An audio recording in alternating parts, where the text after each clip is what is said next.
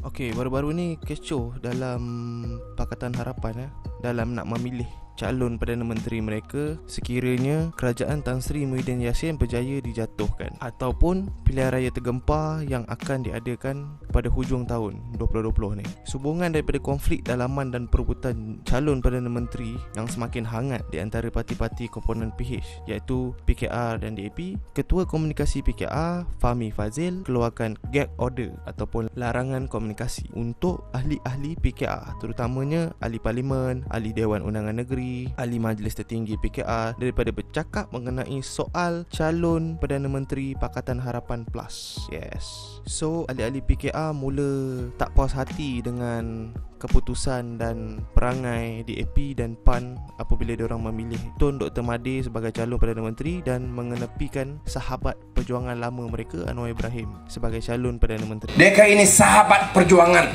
satu perjuangan. Okey, dia kata, Anwar, you cakap dulu, nanti saya sambung. Ini dia kita punya kawan baik. Baru-baru ini DAP dan PAN sifatkan Anwar Ibrahim sebagai calon Perdana Menteri yang gagal. Ambil kau. Dan menamakan Tun Mahathir yang selama ni dikutuk, dihina, dimaki, ditulis berbagai-bagai buku mengenainya sebagai calon mereka. Tun Mahathir Mohamad, bapa pelingkup negara.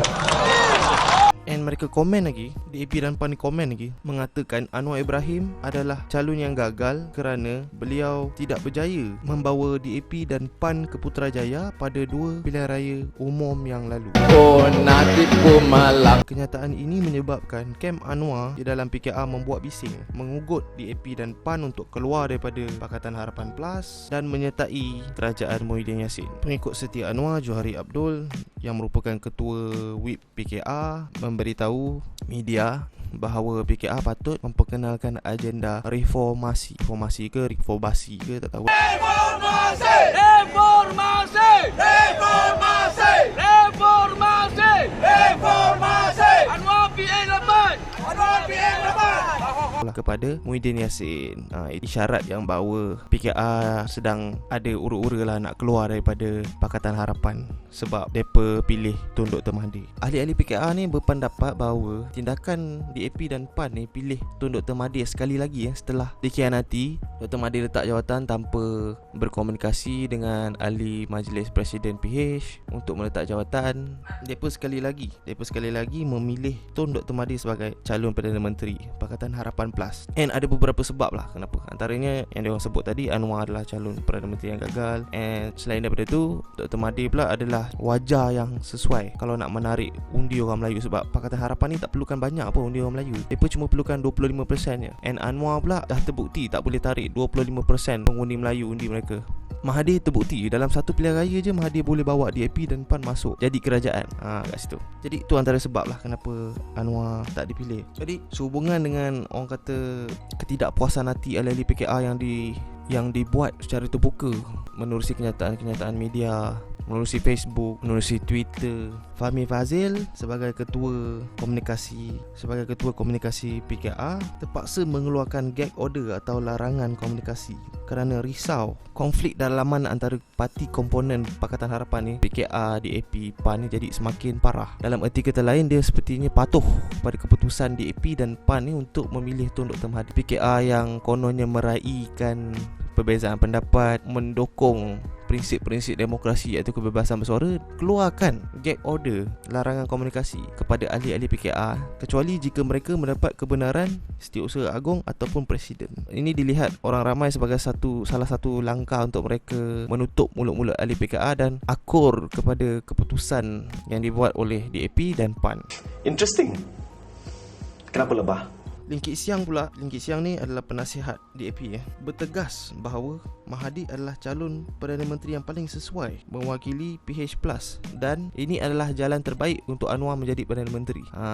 Setelah ditipu berkali-kali, DAP still merasakan kerjasama dengan Mahathir ni adalah jalan paling sesuai untuk Anwar jadi Perdana Menteri. Kat sini aku nak point out yang mana Anwar takkan jadi Perdana Menteri kalau Mahathir Perdana Menteri sebelum tu. Sebab Mahathir dah berkali-kali Mahathir secara terbuka katakan Anwar ni gila-gila nak jadi Perdana Menteri. And dalam satu rakaman suara perjumpaan rahsia pemimpin-pemimpin tertinggi PPPM sebelum Dr. Mahathir membuat keputusan nak keluar, nak meletak jawatan sebagai Perdana Menteri, dia mengatakan bahawa dia tak suka Anwar Ibrahim.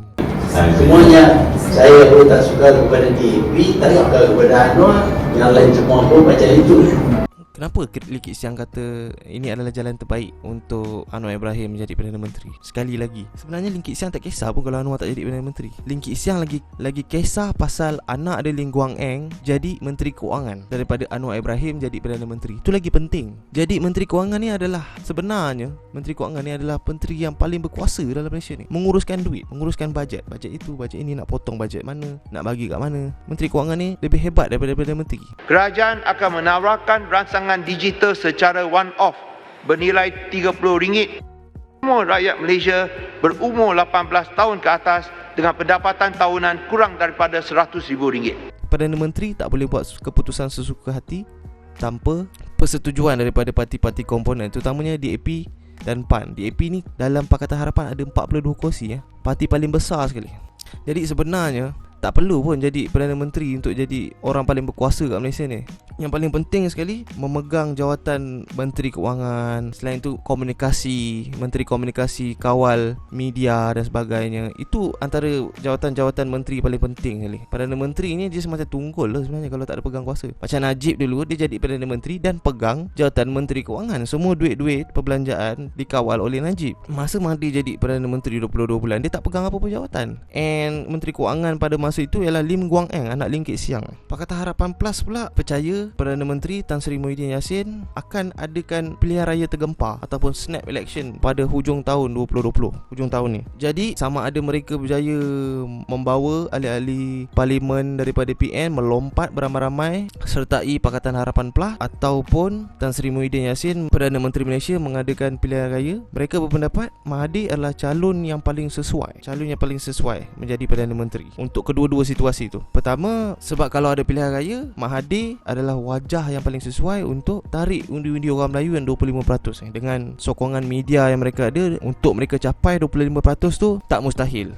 Mereka dah buat kira-kira tu. And pada pilihan raya ke-14 yang lalu, mereka dah berjaya dengan kira-kiraan tu. And Tan Sri Muhyiddin akan berdepan situasi sukar dalam menghadapi pilihan raya akan datang. And Tan Sri Muhyiddin sebagai Perdana Menteri Malaysia berpendapat bahawa jika pilihan raya diadakan, beliau mampu menamatkan karier politik Mahathir dan anak-anak. Itu tak ada siapa boleh jamin lah. Mahathir ni seorang ahli politik veteran And Mahathir ni pula mempunyai proksi-proksi dan kroni-kroni yang sangat kaya raya, yang sudi melabur berjuta-juta untuk pastikan kemenangan beliau dalam pilihan raya. And jika Tun Dr. Mahathir menang, Anwar, aku jamin Anwar sudah pasti takkan jadi Perdana Menteri sampai bila-bila.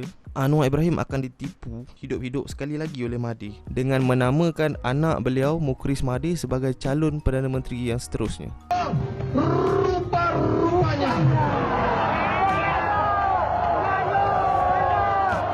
Tak percaya, kita tengok sama-sama. 22 bulan ni dah terbukti apa yang diramal, Anwar Ibrahim takkan jadi Perdana Menteri sebab dia tak mempunyai sokongan ahli parlimen yang cukup pun. Kalau Mahathir bagi sekalipun jawatan tu pada Anwar Ibrahim, ahli-ahli parlimen PPPM takkan sokong Anwar. So kalau nak harapkan DAP, PAN dengan PKR, dia orang tak ada kursi yang cukup. So bagi rakyat Malaysia, adakah anda rasa Anwar Ibrahim ni layak jadi Perdana Menteri setelah berkali-kali ditipu Mahathir, setelah berkali-kali strategi politiknya tu dilihat gagal? Adakah Anwar Ibrahim ni seorang calon yang layak jadi pemimpin negara kita ni? Bincangkan di bahagian komen di bawah. Terima kasih.